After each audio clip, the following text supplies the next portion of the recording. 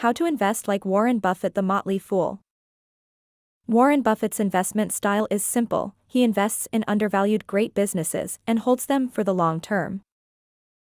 Some important principles of Buffett's investment philosophy include looking for a margin of safety, focusing on quality companies, and not following the crowd. Buffett takes advantage of market crashes and corrections to buy stocks at a discount. He approaches investments with a long-term mindset and prefers to own stocks for years.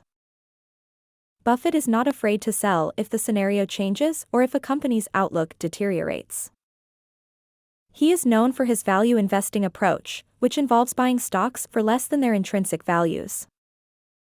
Buffett understands the power of compounding and uses it to his advantage in his investing strategy. Research and reflection are key parts of Buffett's investment process.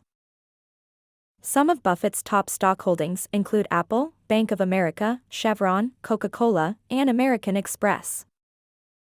Buffett avoids investing in sectors or industries he doesn't understand well.